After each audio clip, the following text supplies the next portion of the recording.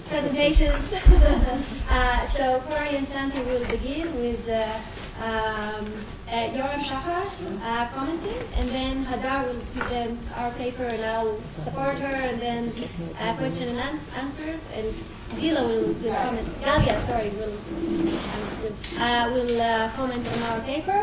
So about 20 minutes or so. We're trying to be better than we were yesterday with the timing. Okay, we've got our timer. We'll try and keep each other. Okay, great.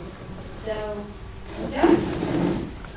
Okay, so our title is, David here? Okay. All right, so our title is actually taken, it's an in vivo quote, right? So, targeted sympathy in court, criminal justice actors' perceptions of prostitution diversion programs. Wait. Yeah, you should. Okay. Yeah, there we go. Okay. So one thing that we've been thinking about in terms of all the presentations yesterday that we feel really needs to be said is that, we were thinking about what do we mean by doors.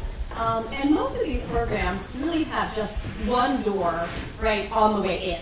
Mm-hmm. Right, which means everybody in these programs, for the most part, except for the programs that John talks about, right, are within the criminal justice system.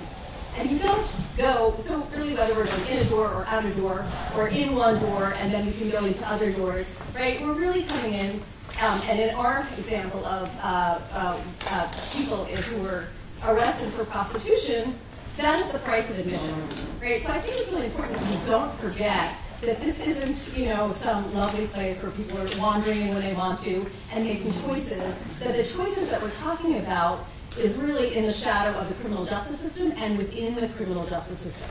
And some of the suggestions we were talking about yesterday are about how we might have a different criminal justice system that people wouldn't enter into it. But in this case, the people are in it. And so when they're choosing their doors, they're choosing it from this first step. Someone's arrested and they go in that door. Okay? And so for us, what we really wanted to think about is, okay, once they're in the door, if we want to take this metaphor, they're in a hallway, and then there might be multiple other doors that they could be choosing to go into. So we study court-affiliated prostitution diversion programs. And when you're talking about a prostitution diversion, really what is being said is you've been arrested, and you now have some options, right? And diversion is not a uniform thing. We always have to ask, who is being diverted? From what are they being diverted? Right? And to what? Right? What is being offered to them? And then what are the consequences of these different diversion programs? So this is a quote from Maya, who is a coordinator at a Philadelphia diversion program, right? And so this kind of pretty much represents what we're seeing in problem-solving courts, and in some of the other alternative doors that we've been talking about. But we have people who are working within a particular system, and they're frustrated with that system, but they're not really seeing themselves as changing that system fundamentally. They're trying to create alternatives from within that, because they think either something isn't working or it's not just, but for whatever reason it's not working, what can they do within that system to make these kinds of changes? Sorry, I'm having trouble with my own. Okay. So we draw on data, and we have the method slides next. We draw on data that look at different programs. So these are examples when I say we need to look at who's being diverted from what into what. This is just an example from two of the programs that we study. So Baltimore City Specialized Diversion Program, that's actually a pre-plea program, right? So from what are they being diverted? They're being diverted from the court process at the plea stage, which means that they are not losing any of their rights. They could come back if it doesn't work, if they breach the program, and they could always plead not guilty and have a full trial if anyone really has a full trial in prostitution, which is not totally clear, but theoretically they are retaining all of their rights. And this program, I'm not going to go into the details, but these are some details on the program. And the programs are always constructed as alternatives to what, against the backdrop of the existing response. Right? So in the United States, prostitution is illegal. In the United States, punishment for prostitution varies by state. So you can see A great deal. I was just going to say, very state to state. A great deal. So you can see, for example, in Baltimore, the program is a 90-day program. The most anyone can get for prostitution in the state of Maryland is a year.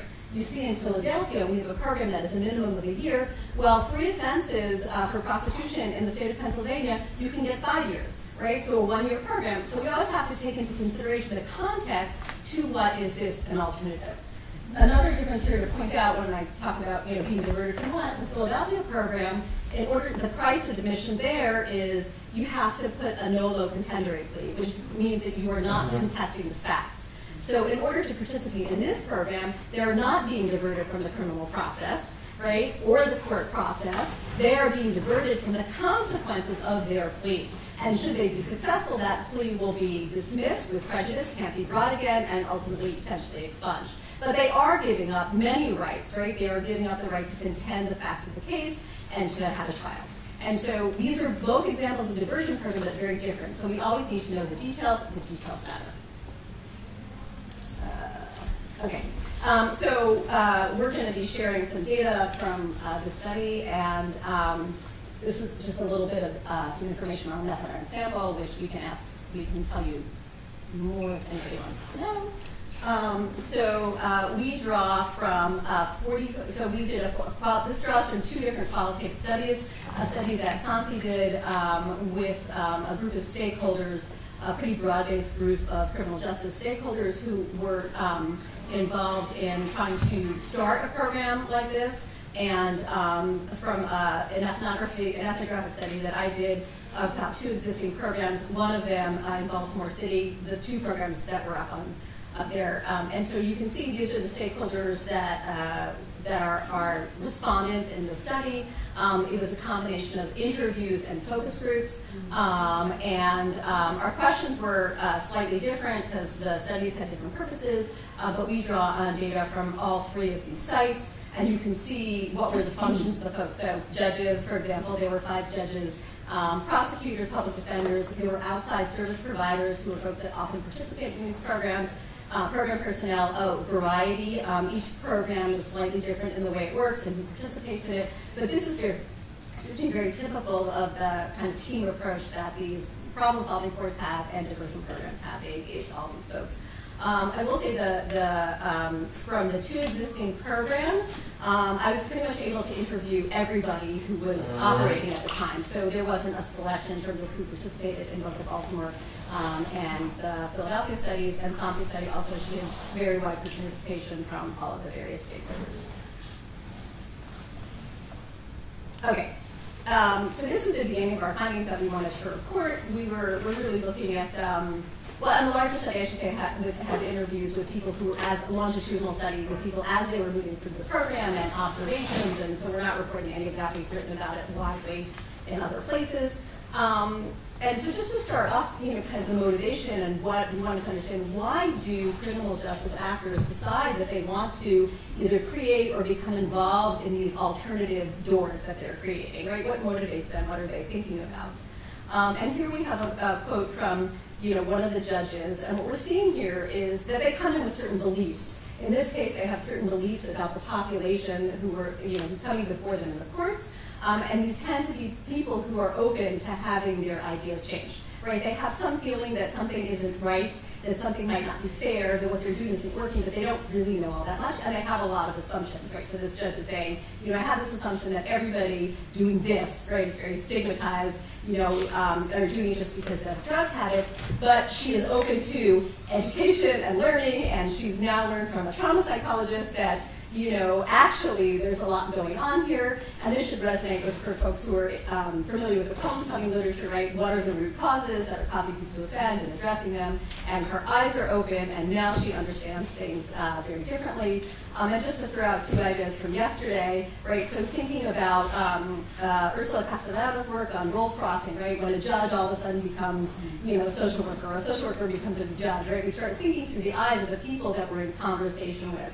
And I was thinking also about Jordan and Carol's paper, right? So seepage, right? So here you have a judge who one day a month is sitting in these cases. she's already thinking about women who engage in prostitution differently, right? So can we think about this as a potential for seepage, right? So when she's sitting all the other, 20 days of the month with some of the same people coming in front of her, right? What are my beliefs and thoughts about, how does it change? So, thank you. So we were so excited to get started, we didn't introduce ourselves. So I'm Chrysanthi, and Corey has called me Santhi, so please call me Santhi. And we want to thank you, Tali and Hadar, for inviting us, and Mikhail as well. We've had a wonderful time, and we really appreciate this time to be here. thank you. Deep breath. We saw this at breakfast. We were typing away, getting ready to present, so we're very happy. So I also should say, in the U.S., it's become kind of a fashion to give a trigger warning.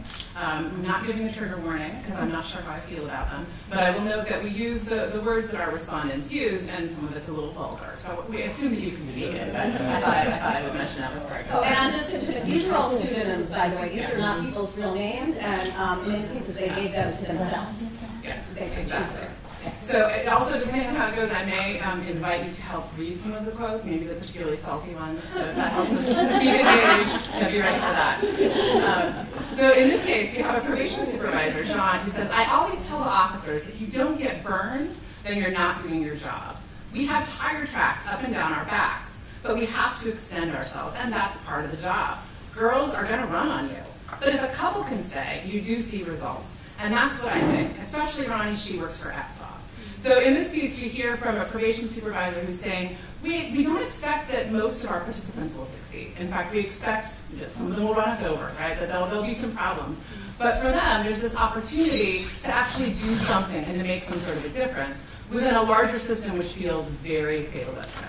And so we draw attention to that. And often the people who choose to work in these specialized programs actually do choose to. They volunteer to. They tend to be the more experienced judges, officers, treatment specialists who choose this work. And we see it in part as a way to do something that allows them to live out their ethics. And so they really view this as sort of a stopgap to the drudgery of their everyday. And it's often in contrast to the fatalism that their other colleagues often express. And you'll see some of that in our paper and elsewhere.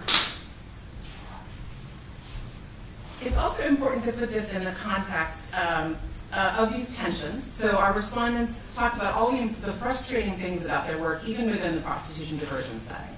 And so for them, making a difference within a therapeutic space carved out for Main Street criminal justice gave their work meaning.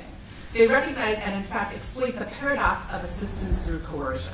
And this is one of those things I have a hard time getting my head around. And the reason I enjoy working with Corey is that she's much more likely to view things in the better light. I think I'm a little bit more negative, maybe a little fatalistic myself. So it's been helpful for me to recognize that our respondents are often explicitly coercive, but they do so within a constrained sense that also allows them to see that coercion as useful, and they're not naive about it, right? They don't tell themselves sweet stories about what they're doing, and I think that's important. They also have a keen sense of justice. And so they don't use the word justice necessarily, but that's what we find in our analysis, is that they're really making the best of the situation through a specialized program, and that has a strong sense of their own professional ethics, but also a broader sense of justice, which we think is important. Another thing we find is that they use an available toolkit, right? And we know this, right? All of us, in the ways we talk about ourselves in our work, we're pulling from different things that are available to us. What we find in problem-solving courses, and specifically prostitution diversion, this therapeutic toolkit, and particularly the sort of buzzwords of trauma awareness, are very important. And again, I'm quite pessimistic about what they do with that awareness of trauma, but it is something that they talk about and that they are trying to introduce into their work. But we also find that they use this therapeutic language, these tools from this toolkit, and they leverage them in ways that have very responsibilizing logics, right? So we use responsibilizing in our analysis to describe the ways in which individuals are held accountable. And this is importantly in contrast with the explanatory frameworks that these same respondents have that put their structural context at the forefront, right? So while they are aware of the structural context, they really perpetuate this individual narrative, and we think that's pretty important. So as we discussed in this paper and our other work, these work group members do acknowledge that people involved in street-based sex work experience poverty, violence, discrimination, and many other structural disadvantages. But at the same time, they participate in practices of neoliberal governance that decontextualize individuals and assign blame and accountability. And I think that this partly comes through in the slide we see here. We also really like this one because it takes we take our title from this bit as well. But you still get it. Hang on. Oh, I moved she's not there. No, I moved it because the word was fine. Yeah, I'm still on this one. Yeah, so this is where Margot, the prosecutor, is saying, the attorneys in her office joke about whore court, but for her, it is a very clear connection to her actual, it is in line with her work as a prosecutor. She believes she's not stepping outside her prosecutorial role, but in fact, she's really living it perhaps more fully than she can in other kinds of settings. All right, so now I'm going on to responsibilization. All right. So the coercive aspects of prostitution diversion programs are really woven into the fabric of the program. And this is following federal guidelines on problem-solving courts. So they're really following the larger mandate in doing that. So they use coercion through threats of official sanctions, as well as power that they wield because they know their defendants. So especially in the small jurisdictions in which we do our work, there are lots of overlapping relationships. Sometimes the professionals have grown up in neighborhoods with the people who are coming through the court system. And so that informal knowledge is also used coercively, and that's an important thing to recognize. Many of our respondents use language or concepts common in substance abuse treatment, as I talked about before in terms of trauma awareness. But there's also the readiness for change language, which I believe in and I find very appropriate in therapeutic contexts. But I'm not sure what it does.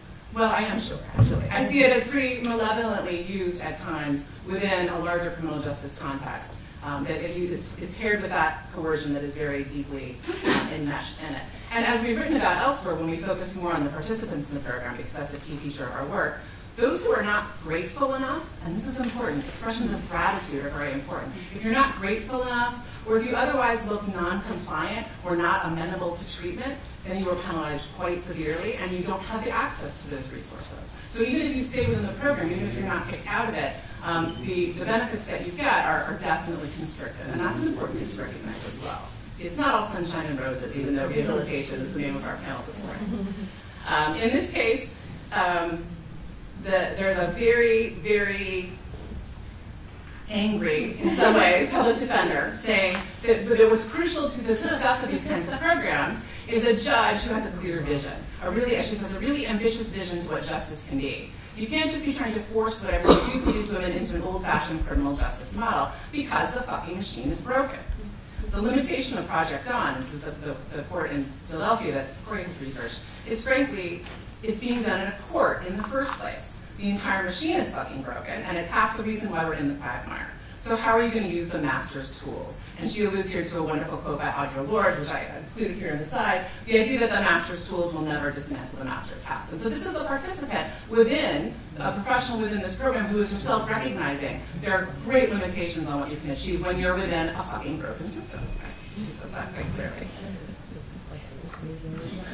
And so what do we do with this? What do we take as the significance? So what Corey and I believe is important to recognize is that there are multiple benefits, right?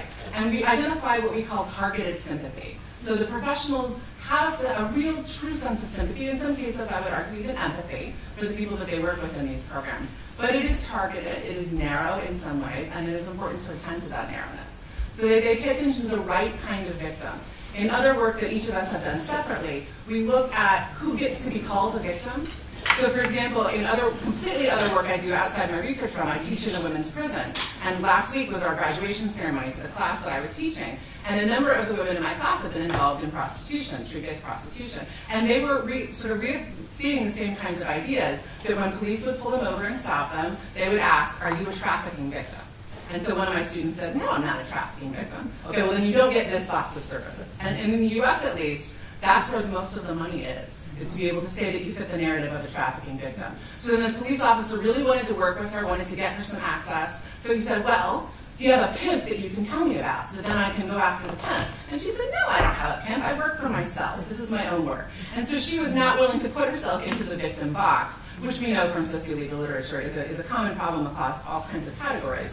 But specifically here, we find that people who are not willing to be classified as the kinds of victim that is available to them are not what Corey and her other colleague Rose Corrigan call intelligible. Right? They're not intelligible, and if they don't show the contrition, the deference, and what we increasingly see as trauma performance. So in some programs, no matter what you bring to it, even though it's an individualized program, you are mandated into trauma therapy. And for some of my students particularly, they find that offensive that someone else should be telling them that this is the time in their life when they need to be digging up all of this stuff that is causing them difficulty. I don't know how many of you have spent time in prison, but prison is probably not the best place to be unearthing all of your trauma and trying to work through all of that. We also find that problem-solving justice more broadly might be what Malcolm and other work has called a zone of agreement. Right? So this may be a true benefit of this kind of specialized program, is that it gives disparate professionals, the prosecutors, the public defenders, the judges, the treatment folks, and then more broadly politically. In the US, we are having a moment of some political agreement across the aisles in terms of some criminal justice reform. I'm not too excited about it, honestly, but it is a moment where we're doing some things. And so I think problem-solving courts fit into this area of agreement that may allow us to build upon commonalities. And also important, and this is what Corey is good at reminding me, these do actually improve experiences for some people. So while I'm troubled by their overall framework, I have to acknowledge that there are individuals who are participants in the program, not just the professionals, who really do find them quite beneficial. And then more on my end of the pessimistic stand. While some of the defendants benefit, we also find that what problem-solving justice does is it participates in the construction of ideal subjects. Right? So the right kind of victim, the right kind of trafficking victim, prostitute, the right kind of compliant treatment participant. And this is a feature of neoliberal governance, which absolves the state of responsibility for individual and social welfare, and it creates a more compliant citizenry. So the more we accept that there are ideal subjects, that there are people who can fit within this mode, the less energy and resources we have to bear to really bring the structural to the forefront. Right? So instead of that structural critique or the radical resistance that is called for in some of the work we heard yesterday, our respondents have a very specific, what we call a targeted sympathy for people involved in prostitution. So who benefits most? This is something we need to continue to pay attention to. Critical legal studies, critical race scholars suggest the answer to this, but I encourage us all to attend to it and provide more empirical investigation to find out how gender, race, class, lots of other factors are playing out in the professional's tendency to responsibilize and to avoid the zero-tolerance approach to criminal offenders that in the US really dominates our approach.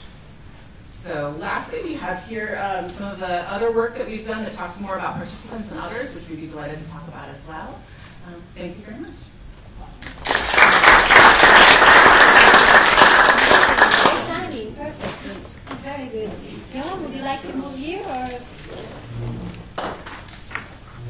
So our friend and colleague, Professor Yoram Shachar from IDC, Herzliya, will do this comment.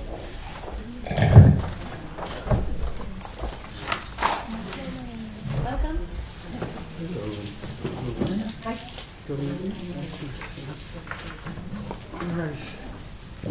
Okay, so I'm critical by nature. Some say toxic, poisonous.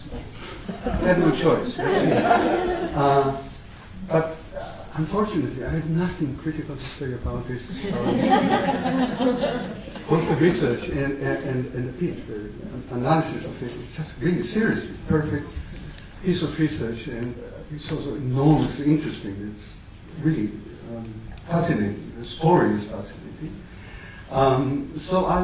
But here's me. I have to be critical. So I'll choose America. I'll take on America. That's a global sport. Anyhow, we all go to America. We all enjoy America. Non-Americans, I mean. And then we go back home and trash America. So, first, should we be surprised about the crushing of America becoming one? Should we be surprised that agents who impose choiceless choice, and at least are aware of, partially aware of the fact that the choice that they are imposing is choiceless? Should we be surprised that there are, and here's the beginning of the criticism, they are exceptional in their own society in realizing that the actual practice that they are that they are creating a diversion to is itself choices. Where else would a person realize the choicelessness of their own action is in the case of prosecuting sex workers? So, thank God there are at least partially aware, and my problem is that they are only partially aware, and that sympathy is targeted. I think it's targeted twice. It's targeted it's partial in that it is not critical of the entire system, and they say explicitly. They are not rebels. There are other studies that tell stories of similar, but are they, diversion agents who really take on the whole system, become either rebels from within, or go out entirely because their conscience won't allow them to go on. So these guys still remain within the system, and that's in itself enormously interesting. But also, I also suspect, no, it's a finding that what they are targeting is the criminalization of prostitution itself. They do not have the same sympathy for other crimes, even though many of us know that it's structured. It's not the individual in most cases. So this is enormously interesting in itself, but in a way it is partially expected that these guys understand better than others the choicelessness. And here I may impose a passing thought. I mean, this is, the choicelessness that they impose is so similar to the practice, the context of it, that they require their clients to enjoy it, to love it. Isn't that the act, the entire humiliation? It's not the bodily humiliation. It's not the abuse. It's the soul and the soul is murdered in prostitution because they are made to enjoy, or the deal is off. If clients realize that they are suffering, they will not pay. If they don't pay, these girls don't get the drugs they need, or don't have the use of their body, the rest of their body. Anyhow, so it's the loving it that's even more problematic. And thank God these guys are, some women are at least partially aware of it. But then my larger comment is about the value of what we take out of, or the value of comparative criminology, when comparison is cross cultures, but cultures that are so enormously different from each other, and for reasons that I, for instance, just fail to understand. I don't understand America. Really, seriously. That's why I go there so often. Because the bay is so beautiful. That's why. So just assume and here is a toxic aspect of it, and I apologize, but do it anyhow. So assume a Saudi criminologist, a professor of criminology from the University of Riyadh or Medina, and they come to America, to say Philadelphia, and tell the following story. In Saudi Arabia, they say, and Yemen and other parts of Pakistan, at best we hang them, we don't, we behead adulterous women, not men, only women. You don't touch the men, because the man is the victim, of course. All right, so we hang them. But there is a double. There is a new door. Now, if they confess, they undergo an adultery diversion program, ADP. And so let's discuss it. How interesting. Or so we talk to these guys and realize that maybe, perhaps, it's not entirely moral. Perhaps it's society that creates the adultery. The comparisons are a bit abusive in themselves, so please forgive, but nothing is exactly that. But what would we do with such a person? Perhaps, God forbid, we don't want to hear a story that they have to tell. They come from a society that has nothing to tell us. So, where do I go from here? Proudly, Israel has never considered prostitution a crime. There was this huge reform in the 60s, early 60s, but the name is misleading. It's a criminal law amendment, prostitution crimes, 1962. It's none of the above. It's about imposing more severe penalties on the employers, on the organizers. And part of it is almost marginal, because it's marginal because the rest makes sense, is that they remove the last possible trick that police and prosecutors can play on the victims, the prostitutes, by making them accomplices to the crime of the pimp, the crime of the employer. So that's removed. And we are now celebrating, at least me personally, that the Knesset has passed a law that criminalizes the absolute correct perpetrator of the real crime, and that's the clients. So pimps are prosecuted in Israel, not enough, but they are, and clients will be, I hope, prosecuted, and we all realize, and the rest of the civilized world realizes that there is a victim, not a criminal. I'll stop there.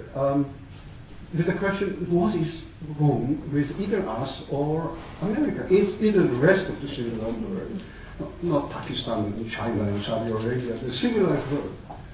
America is supposed to lead it, and so what's wrong with America or what's wrong with us? How can America still, and that's across almost the entire 50 states, how can America prosecute the victims and not prosecute the real perpetrators? And really seriously, again, don't mean the pimps, I mean the clients. It's gender biased, it's wrong, it's morally wrong. So what do I take from the story?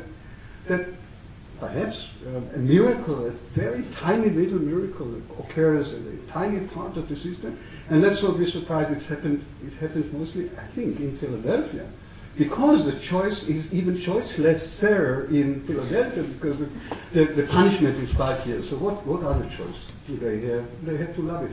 So a tiny fraction of Americans, once they meet the real person and abandon the walls that separate Americans from each other, once they touch the real person, that they realize that they are a real person, but then it stops it there. Yeah. Interesting, but all right, so come to Israel. All right. Thank you. Thank you, Yoram. So we are now open for questions. Deb? So I don't want to take the bait that's thrown out at the end. That's a tough one. But I just wanted to comment on the so-called clarity of vision. And I wonder what role you take drugs actually to play in this. They were mentioned in a couple of your slides. And I'm really interested in drugs and drug reform and so forth. That's kind of the other interest I have. And so you had one slide in which I think it was called Stigma and Choiceless Choices, and the judge had this great insight that, oh, well, I once thought these women were just interested in buying drugs. Now I see there's some underlying problem that explains their drug use. And that's supposed to be an insight. And of course, that's a truism in the addiction field. But people kind of come to realize that, and it's a great insight. Then you had another slide that said, I think it's called the responsibility and incremental change, but some judge insisted that the people who reverted undergo drug tests when they were clean or also were kicked out of the diversion program. I don't get how those two things go together. I mean, in fact, drug use is simply a symptom of some other underlying problem. Then on what basis can you require that people test clean without having addressed the underlying problem that allegedly explains why they're using drugs? So I just wonder what your thoughts are on that. Can we respond to that, or should we? Let's collect questions. Yeah. Okay.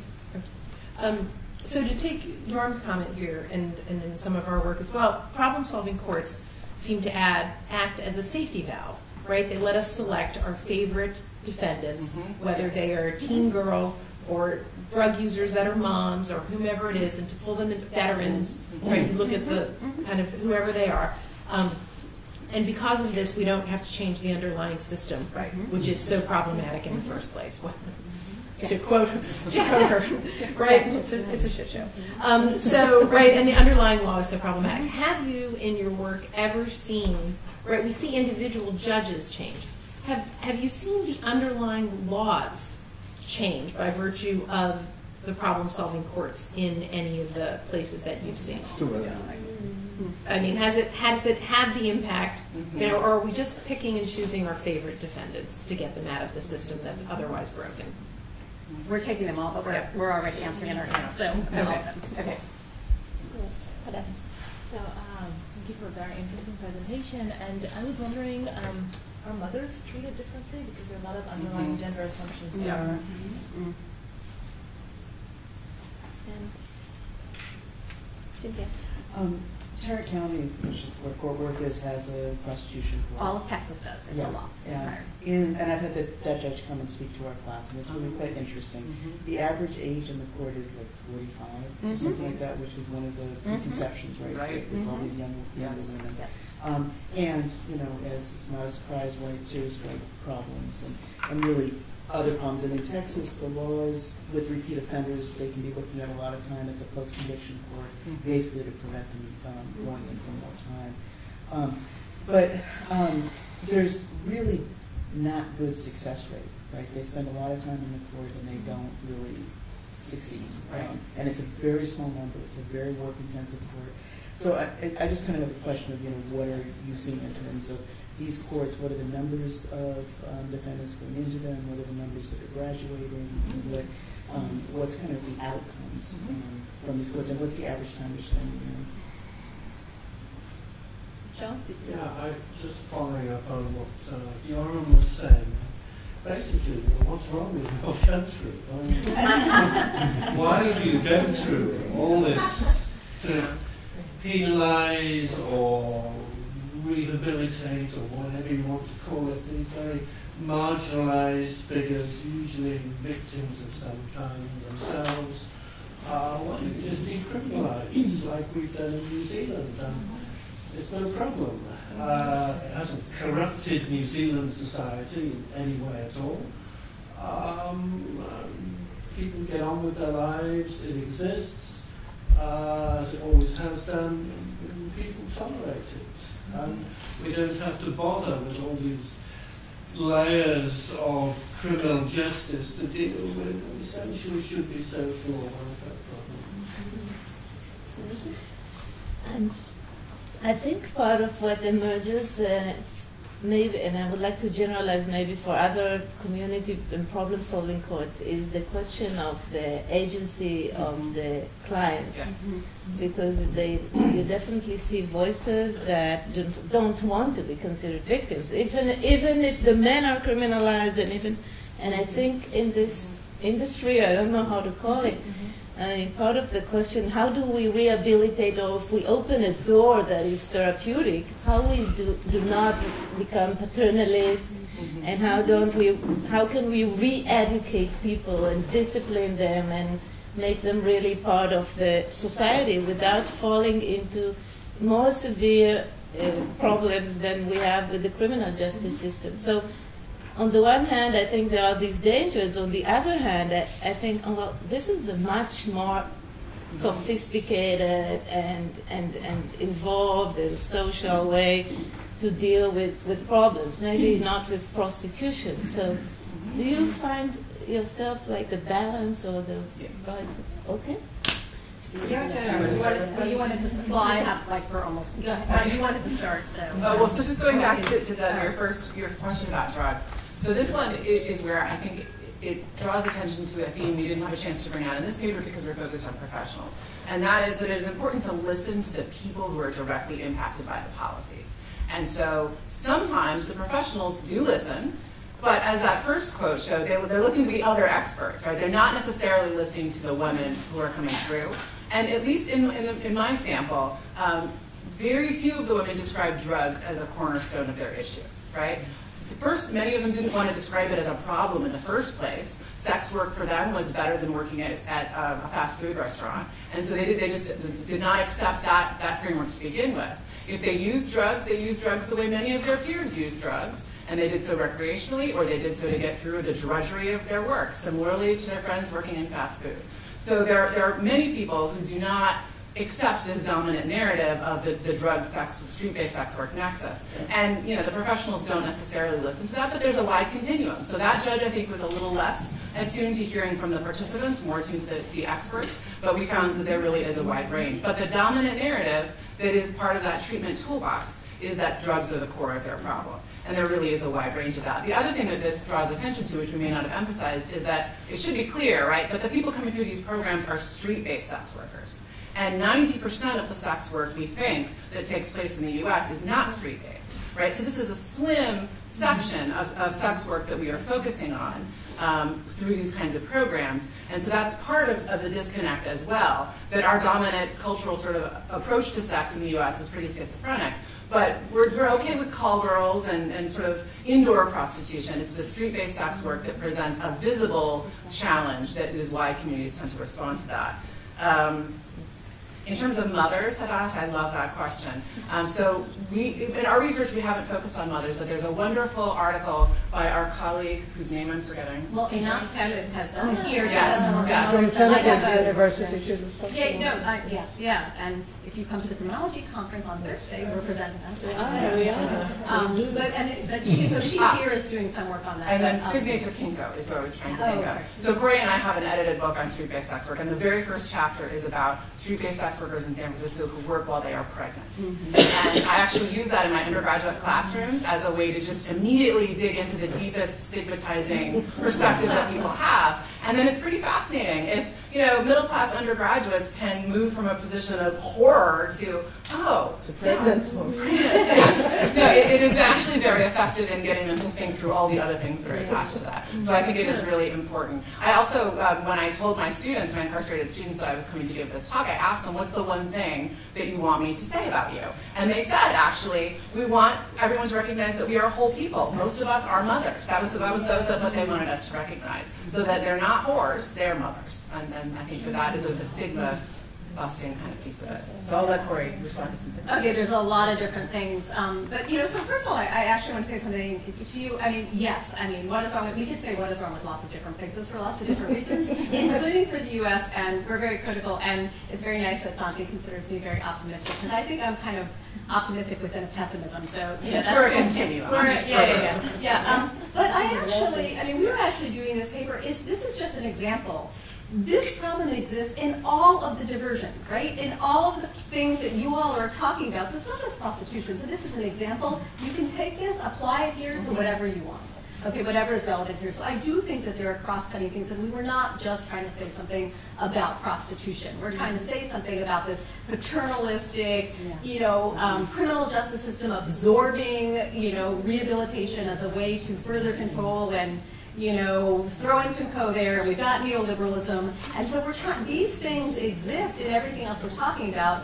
And prostitution diversion programs are a wonderful place to look at these, because a lot of assumptions come here. It's a place you could look at the intersection of gender and race and class, and people have all sorts of feelings about it.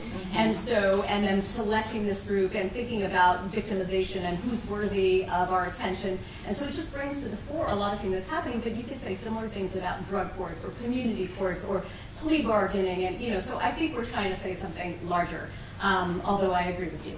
And something I would agree, both of us, that we're within this system, we are not, I'm not, the prosecutor or the judge, so I can say, if I had my druthers, this wouldn't even be happening, right? But this is happening. And so I think where the optimistic part of me is that if this is happening, then at least there's a little something here, right? But that's about the extent of my optimism. And there is a worry that by creating these alternatives, and I think this is something that all of us should be thinking about, whatever the alternatives are, and this is also the neoliberalism, critique, there is a worry that by creating a diversion, it's a red herring, or we're taking attention away from the real reform that has to happen. And then how do you balance wanting to alleviate some of the really very dire consequences, with the desire for reform? And that's a question that we all ask. Anybody who wants to make change is a balance. And what's interesting is that, and I think you really hit on it, right, that the folks in here, their vision, they have these aha moments, but they're so limited, right? And they haven't left where they are. And the ones who are a little bit closer to that, who is it? It's the public defenders, because they're the ones who's always kind of low on the, and so I think there's a piece of that too, that this program really works really well. So you asked about success, Cynthia, right? Like, so this program works really well for all of the criminal justice personnel who feel better about what they're doing, right? And I would say that's the best success. Yeah. I also think asking about number, right? But I also, my interviews with the people in the program, so I did them longitudinally throughout the duration of the program. So there's some women, actually they were all cisgender women, right? So there were some women I followed for almost 3 years, right? And I would do choreography, so I saw them. And most of them would actually say, this program is great, even the ones who got kicked out. Yeah. And why was it great? I was treated like a human being. Right? So that is a very low bar, and it tells you how people are used to be treating in the system. And so that's like a seepage question. Couldn't we treat people a little better no matter what we were doing if we open ourselves to other people? Like, there are lessons here that you really could think about. I would also say, actually, so a lot of, when you're talking to prosecutors or when you're talking about states, like why does the state of Texas decide that every county has to have a prostitution diversion program, right?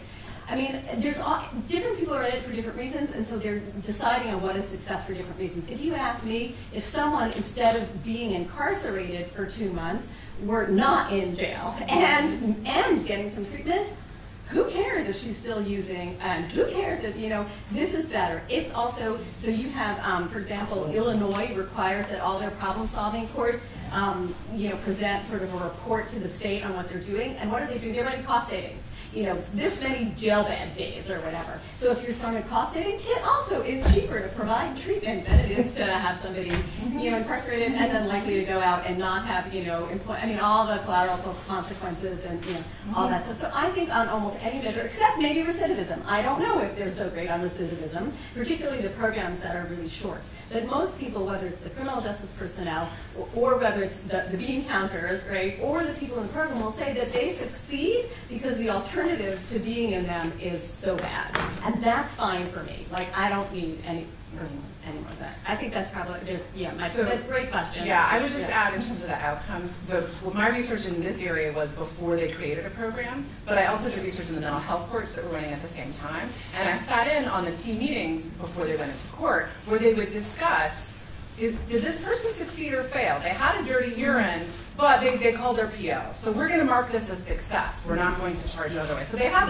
actually helped them develop a measures of success form where they had lots of other ways to sort of show that things were working. And then even at a more blatant level, towards the end of the mental health court funding period, they had to report on recidivism rates, and I watched them doctor them. So they got these reports, well, this is a new offense. Oh, no, that's not a prostitution offense. We won't count that as recidivism. So it is all very open. Even the hard data, as we know, is open to that. And in terms of whether or not laws changed, so I was commissioned to do a study of did we need a prostitution diversion program. And the women that I spoke to, I talked to about 80 women over the course of the study, all said we need housing assistance, we need to get our kids back when they've been removed from our custody, we need to get our records cleared.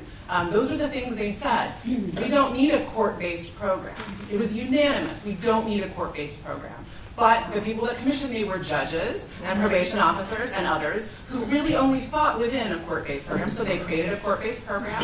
It ran for about a year. A woman OD'd and died, and it immediately closed. And so that's where we are. Yeah. What jurisdiction was that? I can't say. Okay. Can I just throw out one other thing that we kind of didn't speak just about, like the trafficking thing that sort of came up here, and that's very much kind of the specter of what's happening here. And if we think about is this good or bad for the sex workers, it's not really clear. And I think a lot of what's happening here is people think, this idea of like, is there mens rea? And so I think it's very complicated, and we're really troubled by sort of the specter that all forms of prostitution are trafficking, because it really both removes agency and it does what Jennifer Musto is calling carceral protectionism, right? And so thinking about this paternalism and, we're going to save you for your own good because you don't really understand, but what you're doing is really exploitation, and I'm going to bring you in, and if you fail at the program and you don't like it because I was trying to protect you, you're not going to have more of a criminal record, right? And so it's very problematic, even when we are thinking about, trafficking or exploitation or what factors there are here. And I think that's part of the not talking to the people and figuring out what does this actually do to them on the ground, and how are we thinking in ways that are really problematic about choice. Everyone has choices. Everyone makes decisions, even when those are limited, and we sort of need to respect people. And I appreciate your question. What can we do to minimize the paternalism? One thing we can do is use peers, right? So that's also an emerging movement in American corrections, is to use people who have themselves experienced. And so a peer will be able to speak to someone in a way that sometimes it may be paternalistic as well, but I think it minimizes that a little bit. Less. It might be less paternalistic. Yeah, absolutely. Also, of course, I think that these programs work better when they are actually chosen, right? So why do they have to be within a criminal justice framework? They should be, hold the charge, stop the process. Or not even there's programs here, like just voluntary open while they're Yeah, exactly. So that's where I put my energy. So we'll now to be self-regulated now. Hadar will present our paper, and then we'll for 20 minutes or so, and then we'll have Galia to comment for 10 minutes, and then we'll have a discussion. Okay. So the study that I'll present now with Tali is a part of a project that we've been conducting for about 3.5 years from now, and we call it the Multiple Criminal Justice Project.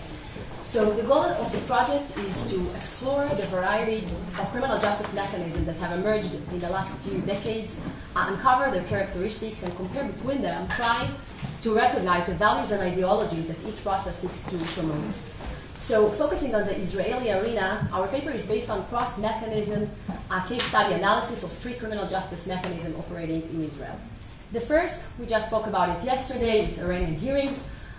Pre-adjudicated hearings representing the adversarial process, which seeks to save judicial time, and then carriage agreements between defense and prosecution. The courts during these hearings are typically crowded with litigants, lawyers, family members, passerbys, and some have even described these hearings as clearance cell, which operates as an assembly line. Judges just hear a few dozens of cases in typical days. The hearings are very swift and short, and most of the cases end in pleas. The next program is the Ramla and Beersheba Community Courts, and we're very privileged to have Daniela here, the director of the project, also support our study.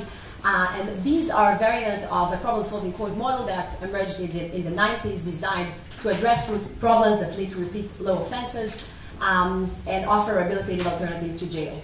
The judge plays a leading role to motivate individuals to accept needed services and to monitor their compliance and progress by applying a mixture of therapeutic jurisprudence, problem-solving, and community court principles. So the court usually convenes once a week, and the day begins with a team meeting in which each case is discussed. Community courts team include the community court judge, a coordinator, community social worker, police prosecutor, public prosecutor, and public defense attorney. And defendants are encouraged to speak directly with the judge. We use carrots and sticks as incentives. Sometimes he praises on successes of defendants. Sometimes he warns or expresses some disappointment when they fail to comply. So in Israel, 2 community courts have been operating since 2014, one in Beer-Sheva and one in Ramle. And the current study is focused on these specific first 2 courts. They both adhere to the same model initiated and developed by Ashalim JDC, a semi-governmental organization in collaboration with government ministries. Tomorrow we'll hear much more from Daniela about the whole project. And today, 2 more community courts are operating in Tel Aviv and Natzeret. Today we'll meet Shmulik Melamed, the judge of the Tel Aviv Community Court, and 2 additional community courts are about to begin their operation later this year, one in Jerusalem, one in Haifa, reaching a total of 6 community courts representing the 6 judicial districts in Israel. So the Israeli model got its inspiration from the Red Hook Community Court Justice Center in New York, but it differs from the American model in higher level offenses that it accepts, and in the comprehensive and lengthy intervention program that its clients are assigned to. The third program is the Moussaka Restorative Justice Program. This program facilitates community-based restorative justice conferences that engage victims, offenders, supporters, and community representatives in the direct dialogue relating to the impact of the crime and the desired outcomes. The program deals with trivial violence and property crimes conducted by adults. Despite the robust professional training that the program facilitators received through the Ministry of Justice, only 21 full conferences were held between 2008 and 2015. And although the number of case files is small, we specifically chose this program due to its very strong fidelity to the core values of restorative justice, as well as the detailed documentation that was available regarding each case file. So we chose to start with empirical examination of these three processes because they represent three prominent mechanisms that have become common worldwide and have distinct types of procedures and manifested goals. Despite the significant differences among them, they all share a mutual denominator of the offender admitting the crime, and thus all three processes do not involve evidentiary hearing, but rather focus on the desired outcomes of an agreed upon offense. So what did we do? In relation to each one of the two court-based mechanisms, we conducted quantitative structure observations by 4 coders concurrently to achieve multi-rater coding. At each observation, research team members filled a coding sheet, which I'll just show in a moment, to capture the characteristics of each specific hearing. Together, we collected 4 coding sheets relating to approximately 75 cases heard in each one of the 2 court-based programs, reaching a total of 600 coding sheets or so. And similar coding sheets were also filled in relation to the archival documentation of 21 finalized Moussaka restorative justice case files, yielding additional 84 coded sheets. Each file contains a detailed description of phone calls, preparation meetings, correspondence with the stakeholders, as well as the indictment, which was the basis, of course, for the restorative justice process and reparation agreement. And the files also include court protocols of relevant hearings, protocols of the RJ encounters, and facilitators' notes and reflections. Although the coding of each case is for sure a subjective process, the coding of each case by 4 coders monitored kind of a validity. Strong inter-rater agreement across the various parameters and cases enables us to reach robust findings on the nature of each justice mechanism.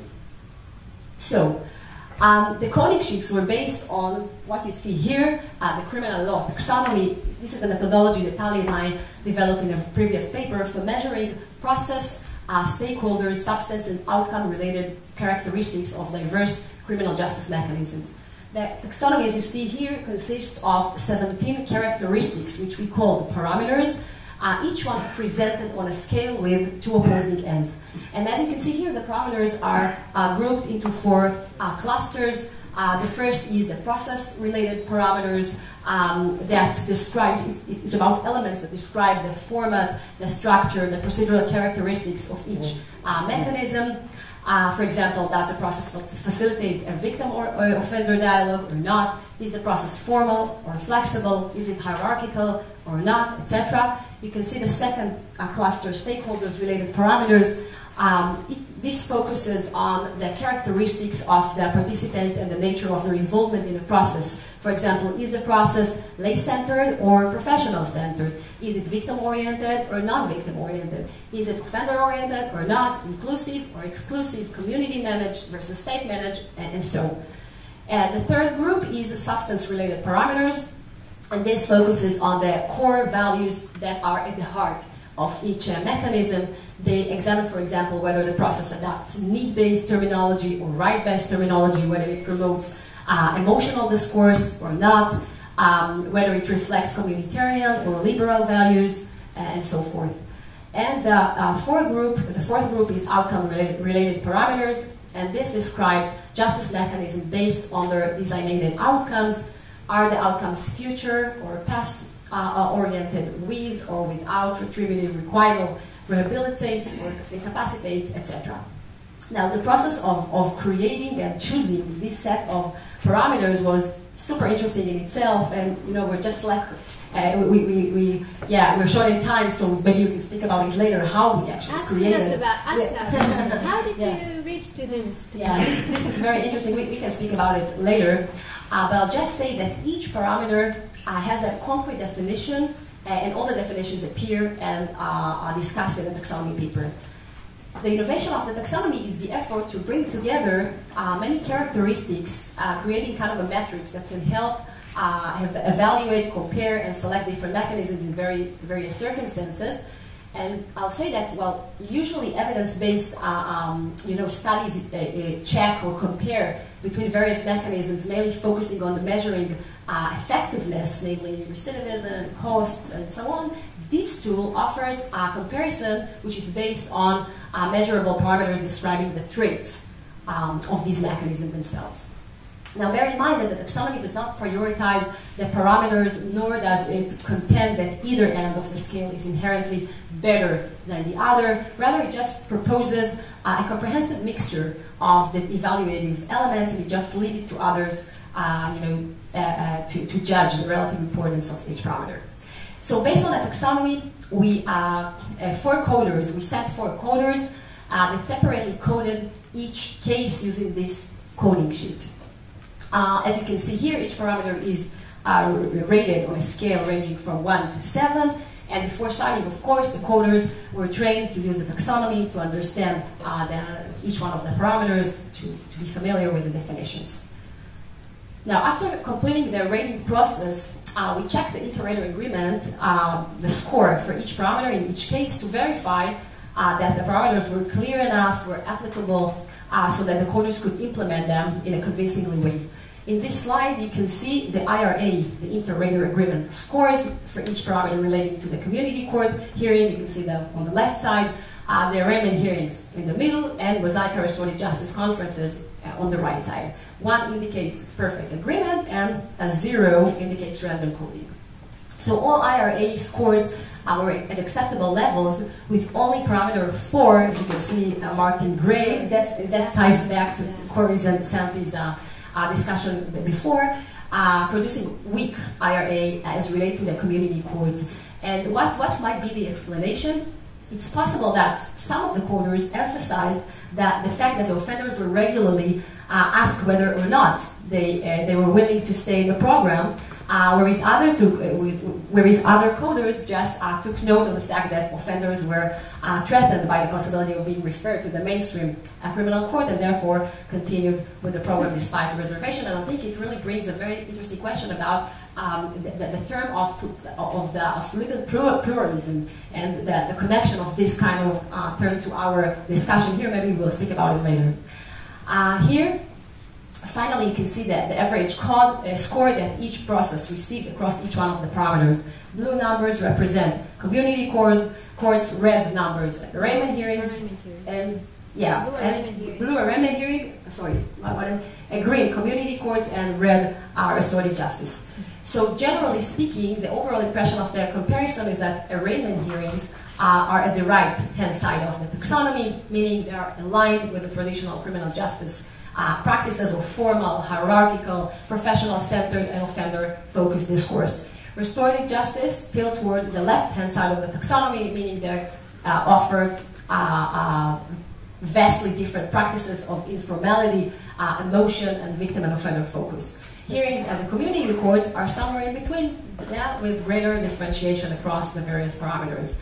We can also notice that community courts and RJ share 3 characteristics. First, the extensive use of a need-based terminology. Second, they being offender-oriented, namely they focus much of the attention on the offender's needs, rights, and interests and wishes. And third, the constructive use of various stages of the process to promote the intended goals of the model.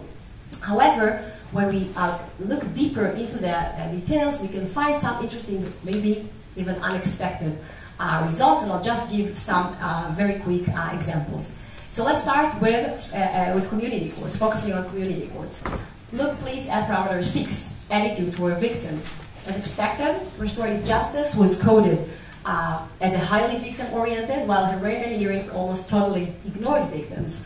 What might be surprising is the fact that community courts disregarded victims during court hearings just as much as arraignment hearings. And this finding contradicts the ethos of community courts of addressing the effects of crime on the community. You know, after all, who among the community members is more affected by the crime than the victim? And given that expectation, the analysis highlights the failure of the Israeli model, at least at the time of observations, to include victims in the hearing, to promote dialogue with them, and to address their needs and wishes.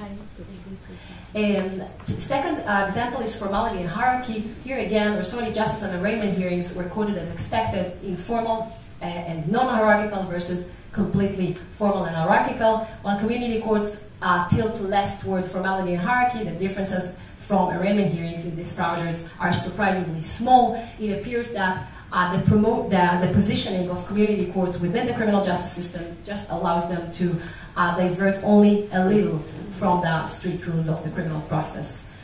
Maybe another last example, parameter 5 and 8, and we can just elaborate more during the discussion. The involvement of outsiders. Here also, you see that RJ and arraignment hearings were quoted as expected. Arraignment hearings were managed solely by professionals, excluded those considered outsiders, if to use Biba's term, and while RJ involved non-professional players in decision-making and allowing community representatives to have a meaningful role in the process. However, community courts, although theorized as justice mechanisms involving the community, were quoted as granting very little decision-making power to those who were non-professionals, and the process run almost solely by state representative. You can see that the score is 2.2. Emotional discourse, I wanted also to show you this, and individualistic versus communitarian, but if we don't have much time, I'll just skip it. And I'll just say that maybe only a word about individualistic versus communitarian. The parameter 13, as expected here, the discourse at the arraignment hearings was highly liberal in the sense that it assumed autonomic, individualistic defendants holding personal responsibility for their deeds. It was surprising to reveal that community courts reflect an approach more aligned with the liberal approach rather than the communitarian one. And although court aspires to consider defendants within their social and familial networks, the low average coding suggests that the community ties of defendants were seldom recognized at court hearings. And here it's important to remember that the findings might be affected by the very, the current stage, formative stage of the Israeli CCs, and also all these hearings are based on what we saw within the courtroom. It doesn't capture the things that are out of courtroom, and this is something that we also did as part of a broader ethnographic study that will be published elsewhere in another paper. So I'll just skip. Arraignment hearing is very interesting to speak about maybe in terms of the outcomes, but we will leave it later. And to conclude, I'll say that before jumping into this empirical comparison, these three justice mechanisms, Tali and I just made a tentative theoretical. We started from a theoretical assumptions regarding the relative positioning of 6 different mechanisms in their ideal form along the various parameters and taxonomy. And here you can see the tentative claims that we made in the paper that presented our theoretical analysis, and I just colored the 3 mechanisms that are relevant for our current analysis. This is the, this is the next, 2 clusters. And if you compare between the theoretical and the empirical findings, you will notice some gaps. As I demonstrated, there were some, findings that were unexpected related to each one of the mechanisms, and the question is, what's the meaning of these deviations from the actual programs from the theoretical assumptions regarding their modus of operation? And one possibility is that, maybe the different doors existing in criminal justice systems don't lead to completely different outcomes and don't always take significantly different routes. They often intersect, operate in proximity to each other, and they even blend. Community courts still operate within the court structure and thus may sometimes align with arraignment hearings, for example, in the exclusion of victims and in conserving the state monopoly as enforcer. Restorative justice, on the other hand, offers a dramatically different understanding of crime and its outcomes, but actual RJ processes still depend largely on the state to approve their outcomes, and thus they don't go all the way toward the restorative ideal. Another possible conclusion is that our findings merely portray specific programs in a specific time there is always a chance that specific programs would deviate, from their model due to a lack of model fidelity. And surely, more studies analyzing additional programs may provide more conclusive evidence as to the actual directions that the various doors of the criminal justice system takes. But nevertheless, we think that at this stage, with the necessary caution, we believe that the current study can give us some, general sense about the uniqueness of each one of the mechanisms. Last word just about the tool itself, the taxonomy.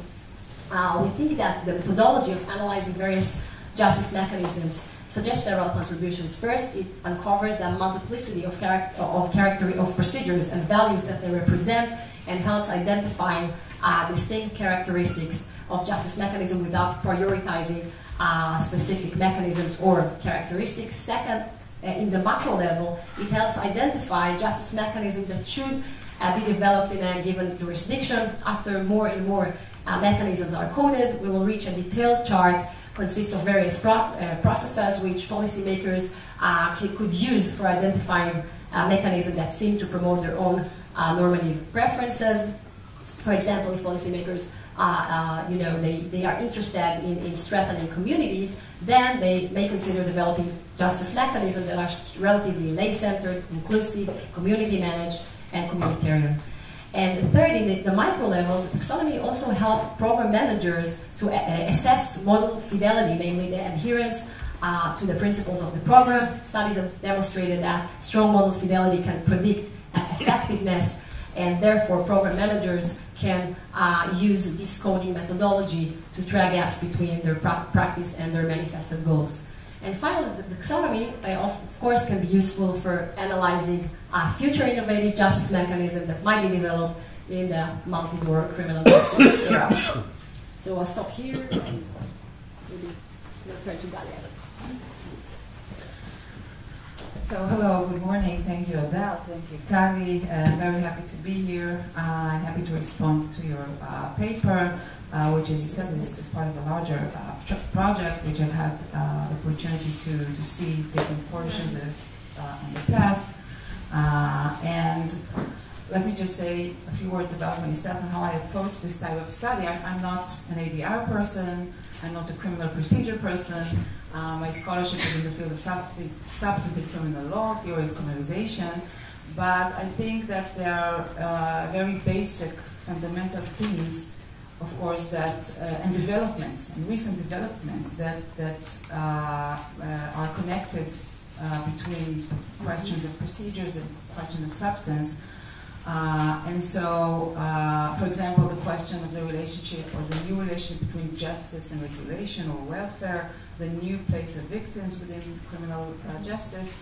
And so I'm very interested in these themes, and I'm very happy to respond to your paper. So I would like to share several comments. There are different comments, but they are organized around one theme, which is the theme of surprise, or more generally the question of the surprised researcher.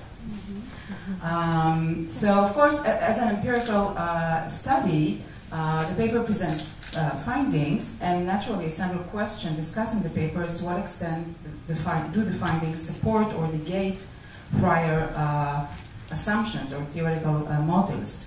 And indeed, in describing the findings, as we just heard, the authors refer to several of them as expected or unsurprising, and single out several findings which are, according to them, surprising. So the title of the series of comments that I'm about to make is "Are the findings surprising?" Question mark. And spoiler, the thrust of my comment is that I was not as surprised, or even not surprised at all at some of the findings that are described in the paper as unexpected. So one of the main points of divergence between prior assumptions and the actual findings of the study concerns community courts. And according to the authors, the findings with respect to a whole bunch of parameters place community courts much closer to the mainstream criminal process than one would have predicted. Thus, and unexpectedly, according to the authors, community courts procedures were quoted as being conducted in relative disregard of victims and in formal and hierarchical style They were coded as being typically exclusive rather than inclusive, and as being guided by an individualistic rather than a communitarian spirit. Moreover, community courts were classified by examiners as being only partially voluntary, not too far away from mainstream criminal procedures, and closer to the coercive end of the spectrum than one would have expected.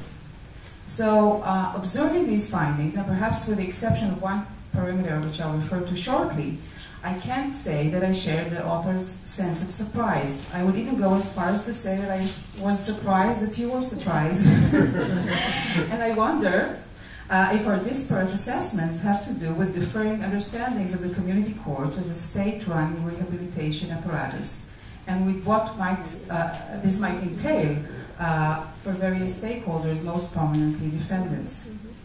Let us return for a moment to the model or the stated paradigm of community courts, particularly the specific community courts examined in the study, the Israeli community courts. As is well known, such courts purport to break away with the mainstream criminal process in that they treat crime as a social problem to be solved rather than a violation of law to be condemned. The website of the community courts examined in the research states that, and I quote, the community courts differ from regular courts in that they put a strong emphasis on attending to the background conditions of leading to crime, as well as on rehabilitating offenders and enabling their successful return to the community. In the general description of the community courts in the paper, the authors similarly observed that community courts, and I quote, depart from the retributive paradigm towards a pragmatic rehabilitative framework. Now let us consider the author's surprise at the CLT finding that victims are generally disregarded in community courts. If, as we just saw, community courts are oriented towards rehabilitation, should it really come as a surprise that, like mainstream courts, they too disregard victims? It seems to me that emphasizing rehabilitation rather than retribution or deterrence still revolves very much around the offender and his or her relationship with the community. The authors, as if anticipating this comment, say that, and I quote, the community is considered an inherent part of the rehabilitation process in community courts, and could continue to say, who among the community members is more affected by the crime than the victim? The question is formulated in the paper in a rhetorical fashion, as if the obvious answer to this question is no one. I beg to differ. By this I do not mean to suggest that under no understanding can we interpret community to include victims, but rather that this is not the mission of the community courts. I believe that according to their very model, if community courts consider victims as part of the community, it is only in some very abstract sense. Under this paradigm, actual victims seem only to represent the potential for future victims of crime, and the risk to security understood as an essentially public interest. Community courts, in this respect, are not much different from mainstream criminal courts in theory as well as in practice. They perceive crime as a social problem rather than individual wrongdoing, and therefore they do not treat the offender-victim as an intersubjective dyad, but rather as a socio-legal welfare issue concerning society as a whole. Browsing through the community court's website is telling in this respect. And I know you should not judge everything by every institution by their website, but here it seems appropriate. As I mentioned, the website describes the task of the community courts in terms of rehabilitating offenders. The victims of the crime are hardly mentioned in the homepage of the community courts. The only instant in which they are mentioned is a sentence in which the website states that in serious crimes, the offense to the victim and public interest might lead to a decision not to refer cases to the community courts. But in less serious cases, this might be the right thing to do. Namely, victims are mentioned only to single out certain serious cases in which the public interest might require leading a mainstream criminal trial. Moving on to additional parameters of surprise concerning the community courts, the examiners found that procedures before the court were more coercive, more formal, more hierarchical, and less inclusive than the authors had expected. Again, it is unclear to me why we should be so surprised. Perhaps with the exception of the formality of process, it should not come as a surprise that the community courts are not rated by examiners as voluntary or as non-hierarchical or as inclusionary in the sense of involving lay people in the process. Unless one is too impressionable by words such as holistic or therapeutic, which occasionally appear in the rehabilitation discourse, one need not be a social critic a la Foucault to realize that rehabilitation under the community courts is a state-run apparatus that offers defendants rehabilitation only as long as they cooperate with the process, and which requires efforts on their part. And most importantly, rehabilitation is offered only as an alternative to the mainstream criminal process. Rehabilitation in the community court, as is well known, is conducted in the shadow of a threat to be referred back to the mainstream trial and possibly be incarcerated. For these reasons, such cooperation can hardly be described as voluntary. As for hierarchy, as a rehabilitative mechanism, community courts are expectedly not entrusted at the hands of lay people from the community, but rather at the hands of professionals. To be sure, they are not the same professionals that run mainstream criminal trials, but they are professional nonetheless, who exercise power, or what Michel Foucault would refer to as disciplinary power, and authority over participants.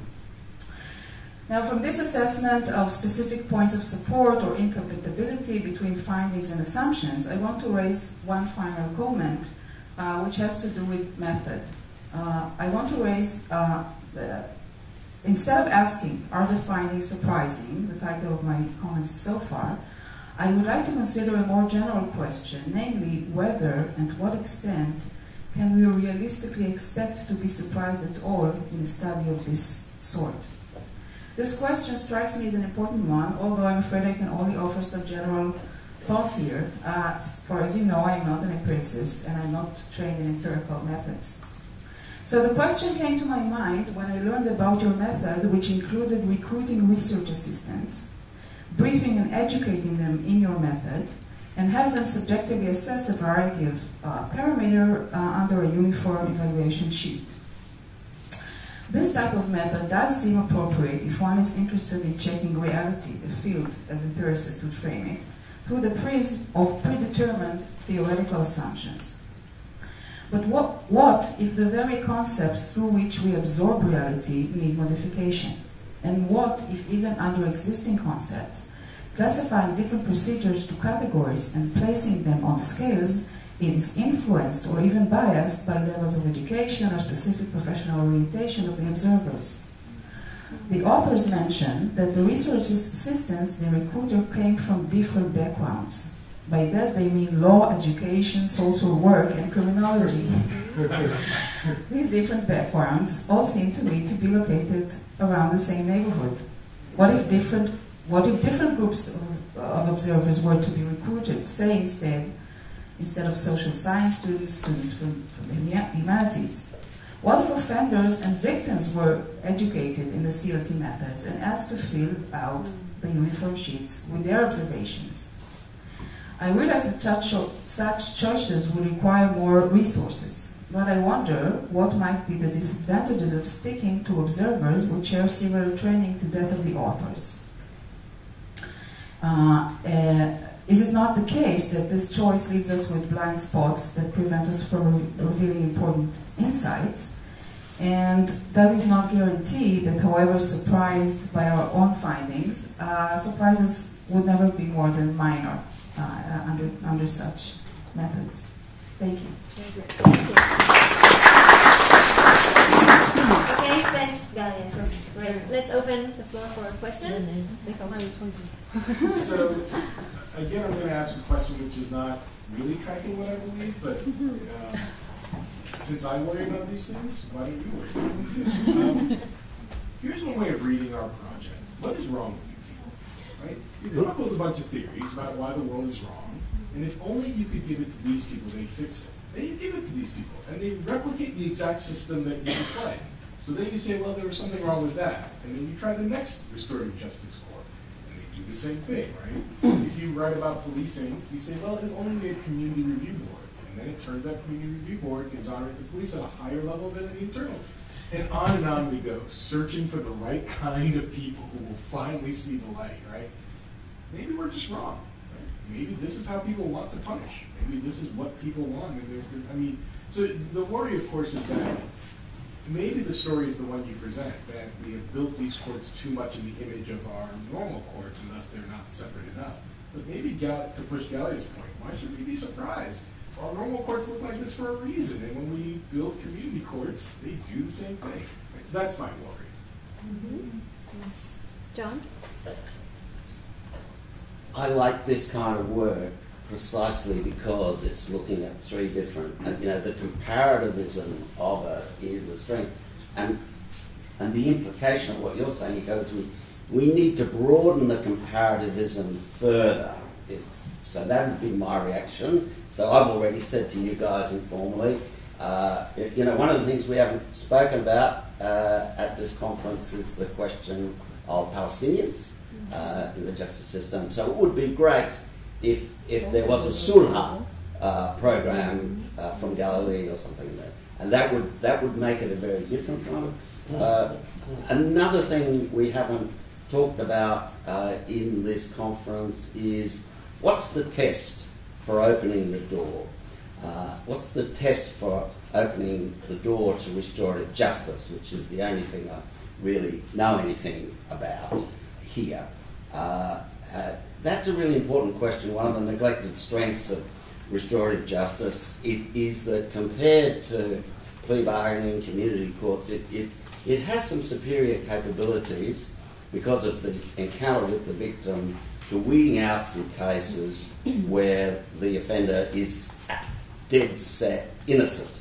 So, just give an example, case in Canberra, wild city, those who've been there would know, case of a young woman had too much to drink, thrown out of a bar, and one of the three bouncers involved in the matter assaults her, and she suffers a significant injury.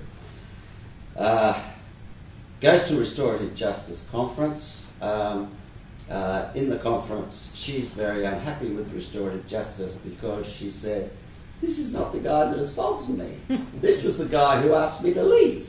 I wasn't so drunk that I didn't know which was the one who whacked me in the mouth. So what's gone down here is that the younger bouncer who's a first offender gets fitted for copping the plea, because if the guy who really assaulted her got another conviction, his career as a bouncer would be ended, and maybe the security firm would be in trouble with its license. So encounter with victim can improve quality of justice. But a lot of these potential improvements go to what's the test for opening the restorative justice door and why it should be very different from these other doors. So here we've learnt from the New Zealanders where the test for going into restorative justice is not admission of guilt, as in this program, which it makes it more similar to a community court. It's decline to deny. So you go into the restorative justice program in New Zealand if you decline to deny what the police are alleging against you and the prosecutor has signed off on. And we've gone with that too, and we went with that because, we have discrimination against Aboriginal people in our criminal justice system that is more profound statistically than against African Americans, and I would bet quite likely against Palestinians in Israel as well.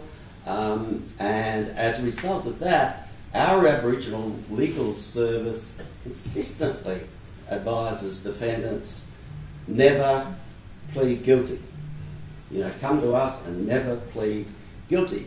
So they're not going to get into those alternatives that require an admission before you can go into them. So great, this is a great configuration of circumstances for putting a decline to deny test in the restorative justice, and then you can sort out very everyday kind of innocent folks who get, or folks more commonly still with burglaries. It's so commonplace for young people to be charged with a burglary, and when you have the conversation with the victim, you know, what turns out to be the reality of it, maybe they break in, maybe one of them wasn't involved at all but was just hanging out with their mates and was even saying to them, don't go in there. But in a plea bargain, the whole group who went into the house would get caught up and convicted. And most commonly of all, the victim will have said, they took my laptop computer and X and Y, and the kids say in the restorative justice, well, we admitted to breaking in, but we just took a bottle of scotch and had a swig of it, actually.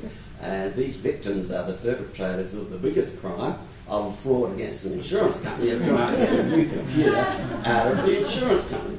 So that's the role of restorative justice in improving the quality of justice that should be going down here, but it's enhanced by having the New Zealand test rather than the test here. And it's also an answer to, you know, having less the same kind of options but more diversity of options in the next stage of the comparison.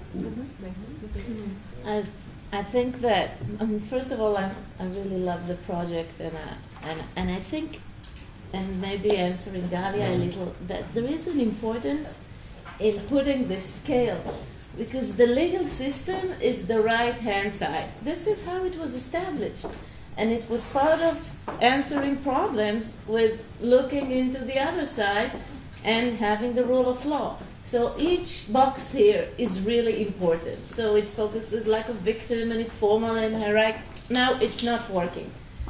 And I think problem-solving courts, and especially restorative justice, is that it's this really other way of engaging with reality. Not surprisingly, the community courts are not on 7, they are like on 5. This is actually surprising. It's right and surprising because it's not really coming back to the community. It's doing it within the establishment, but it is complexified. And I think what John brings us and what those new doors brings us is this new perspective of being already formal and within a modern rule of law system, but knowing that we really have to problematize everything we do with the system. And the problem-solving courts, if you work, you know, with all this complexity and you try to integrate the victims and you do all this kind of work and try to avoid paternalism and all, so you do something different. You at least try to avoid the pitfalls of the other side.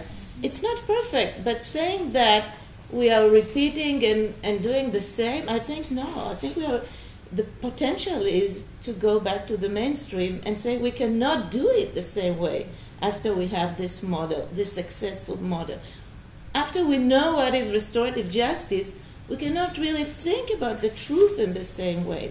How do we integrate all of this to our mainstream work? I think this is the challenge. But giving the charge to students, it's really important. They never thought there is this left-hand side. They never studied it. They studied criminal justice, teaching criminal appeal of the Supreme Court. I mean, what is this?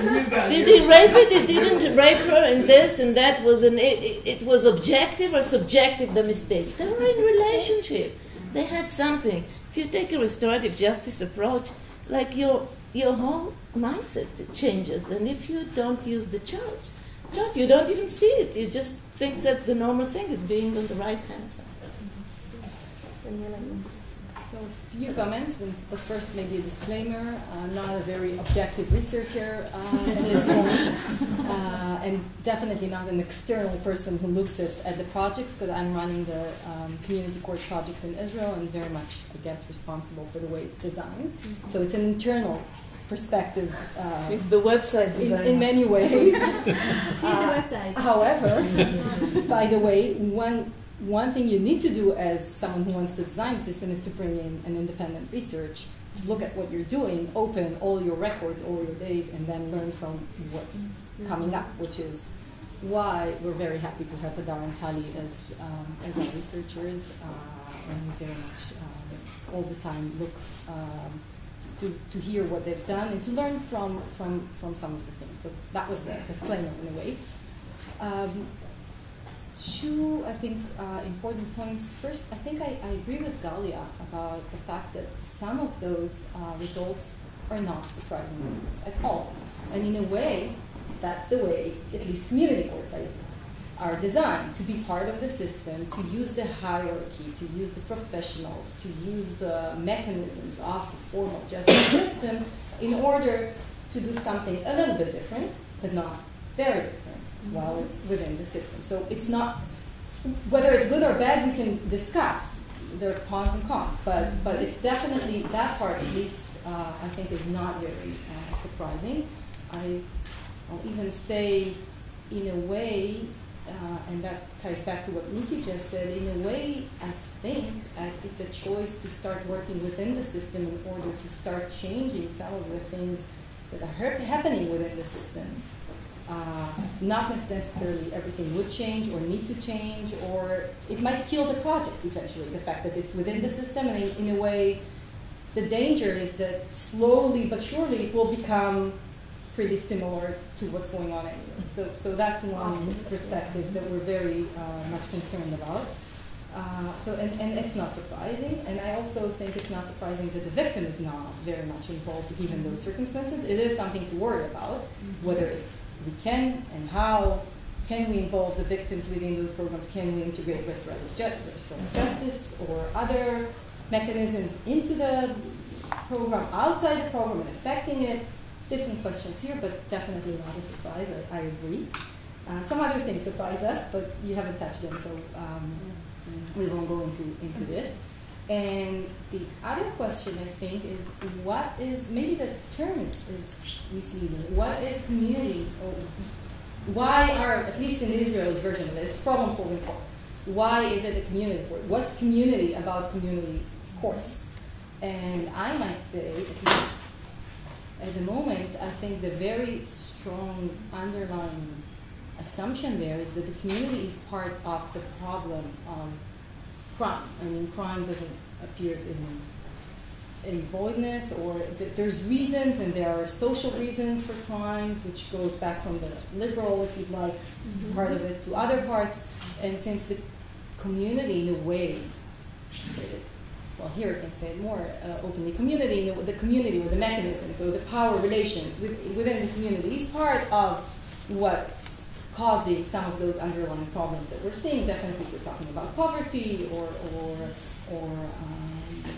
other issues, then the community and the mechanisms within the community needs to be part of the solution, even has to be part of the solution, and also without some of those mechanisms, and without inclusion, and without seeing other parts of the community and acting independently and like in an objective scene of the court that is disconnected from reality and context, then we, first of all, it's unfair in a way to the defendants, of course, but also it's probably cannot work, because recidivism wouldn't be solved by putting someone 50 years in jail, right? That's not going to help anyone. Definitely, even not the same person. I mean, maybe he doesn't commit another crime, at least not outside of jail. I don't know what's happening in jail. But what's going on with his family? What's going on with the second generation? What about the neighbors? What about the others? Is it really deterrent? I don't know. Well, probably not, or not enough in a way. So community has to be part of the community, or the system outside of the formal system is part of the problem, then it has to be part of the solution. How do you do that? Does it work? What does it mean for others? And what does it mean for the stakeholders, at least to the community court in Israel, which are state stakeholders? It's a state-run project, deliberately, because that's the way to work within the formal justice system, making judges think like that, prosecutors think like that. Even defendants are not necessarily, I mean, at first glance, they are very much in favor, of course, because it's rehabilitating and so on and so on. Is it really? So those questions are at least some of those questions, the questions that we are worried about, and that's what's community about community courts in a way. And it's not, or at least if that was the expectation, not in the Israeli model, it doesn't mean that the community is involved in decision making, for example, or in other issues. However, it is involved, but we'll talk about that tomorrow. Great, thank you. I have a more methodological comment and concern.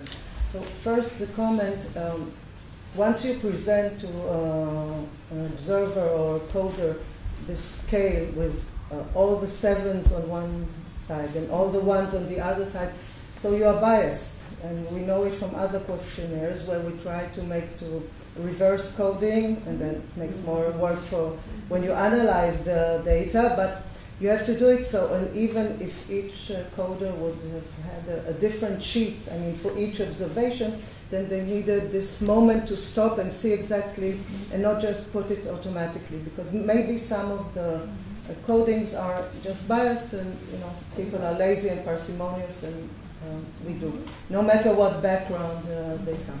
This is one, just a comment.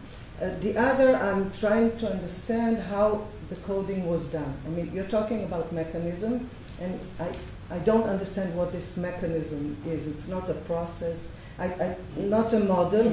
Maybe I treat it more as an atmosphere. Maybe it's more accurate, I mean, as what I grasped from the article. Now, so this is one thing, but if, let's say, I talk about this scale and making this scale between rights-based or needs-based, who do they refer to? I mean, maybe the prosecutor talks on a rights-based and the judge talks on a needs-based, or in the community court or in the other. Who do they code? I mean, is it the general, the one that speaks longer, louder? So I don't understand how this measurement was done, and I think it is important. This is one thing, and just a tiny one. If it's 3.8, I would put it under the 4, not under the 3. I mean, here in this, the numbers, well, I would round them up or down. I mean, but this is just Okay, let's gather up, and if we have still time, because we are 30 minutes, 1 minute. Just 1 minute comment. Just a really quick one, and I think it ties together some of the comments. Because I think if you look at it as an evaluation project from a dispute system design perspective, then it makes sense to look at the goals of the people who commissioned the design, right? If you look at the governmental decision and what were their goals, what did they want to achieve through this process, then the findings are indeed not as surprising. They're more or less converging to the goals of the people who commissioned the design. Then I thought that this somehow reminds that criticism that came about when court-connected ADR, and specifically court-connected mediation came about in the US, where you had all the mediation scholars, especially restorative mediation, facilitating mediation scholars, criticizing that court-connected mediation programs as becoming more akin to arbitration or to judicial promotion of settlements than they were to the heart of the mediation scholarship. So in a way, it depends which perspective you're taking as an evaluator. Are you the restorative justice or a scholar that is evaluating whether this is getting your goals established in the justice system, or are you a dispute system designer and you're evaluating whether the program meets the goals of its commissioners, in which case it is indeed not as surprising. So I think it depends on the perspective that you take. Okay. Yes, well, I was wondering whether you had a chance to observe and compare different judges, because around the turn of the century, I was a public defender. And this is a time when those mass hearing days were starting to be implemented. So I had a lot of first-hand experience, especially because for a defense attorney, those days were very lucrative. So I took part in many of them in different courts. And my main impression was that the main thing in those courts was the judges' attitudes. So in some courts, you had judges that were very defendant-centered. In other courts, just different judges. They were very centered on dispute resolution. So that, especially in cases of domestic violence, they would insist on hearing on hearing both spouses. And sometimes, especially where community ties are strong, for example in London, it was very much common for community center representatives to come and speak on behalf of either the victim or the defendant. So I'm wondering whether the findings, surprising or not, have to do with the fact that they're varied judges, which means that the disparity between the different types of courts is not as strong as you would expect.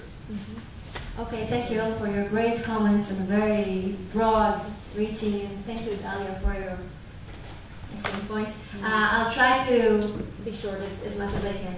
So, first of all, I think the background will be helpful for some of the questions. We thought about the taxonomy when we started. I won't give the whole background because that's the background for this conference. But we started out from going to the literature, and we went to restorative justice, where I come from John's writing and other people's writing. But then we went to other literatures, for example, problem-solving courts, and we saw that we tried to find parameters that would fit all of these doors, including mainstream doors. And this is how we made it. But the goal was to describe, not to critique.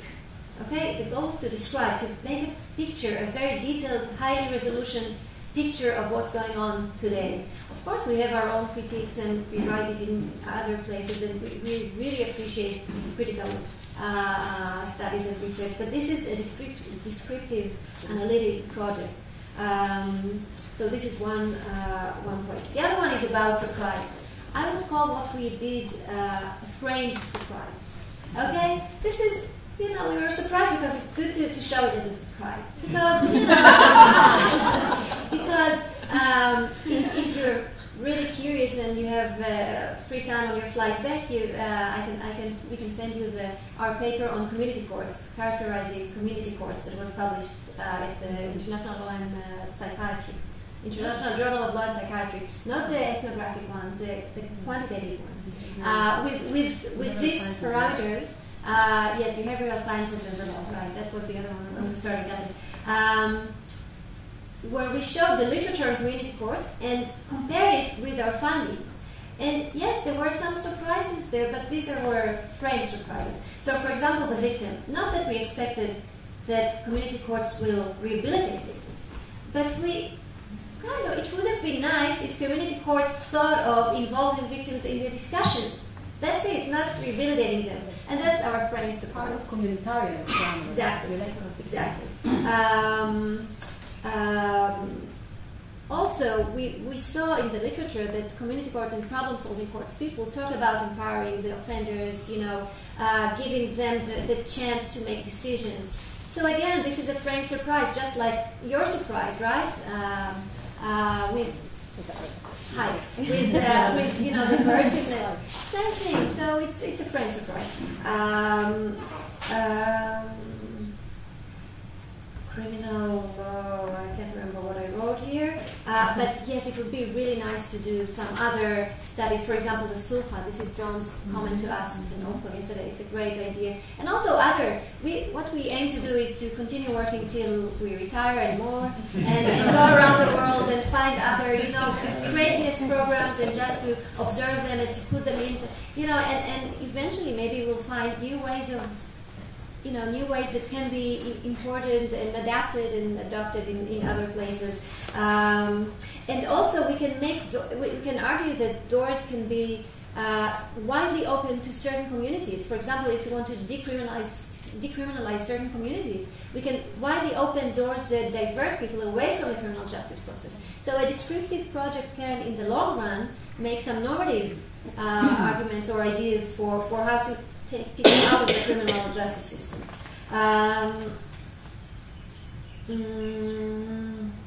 Yes, we can. Okay, methodological, and I'll finish with that.